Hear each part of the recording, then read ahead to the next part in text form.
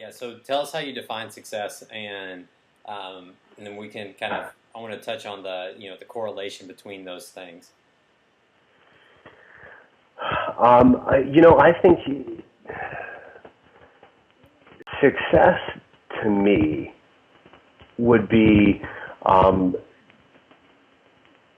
doing what it is that you set out to do, but setting out to do as much as you're possibly capable of doing. So it's setting big goals for yourself, and it's saying, I know if I push myself really, really hard, I can get to this point. I can get to this level. And success is doing everything you can to get to that level, even if you don't hit it. But you gave it everything that you had.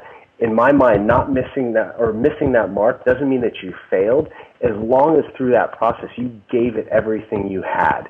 And success is more of a mindset, I think, than an actual result. I do think that there's a results-based success that we could look at, which is, I achieved my goals. I did the things that, I wanted to hit $1 million in my company by X date, and I was able to do it. That's a success. But in my mind, it's saying, was that a very challenging goal for you?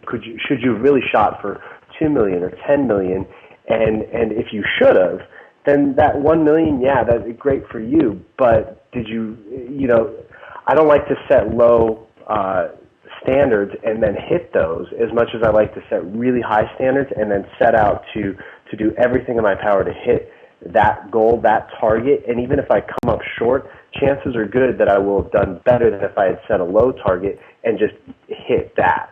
So I think success, more of a mindset, and more about pushing yourself to be the absolute best you can be, and then giving it 100% of everything you've got to do that. And if you do that, I think you're going to be successful in however you end up defining it, whether that's reaching a certain goal or just being able to look back at your life when you're 65, 75, 85 years old, sitting in a rocking chair with your spouse, drinking sweet tea on the porch and watching the grandkids run around. You're going to be able to look back on your life and go, you know what?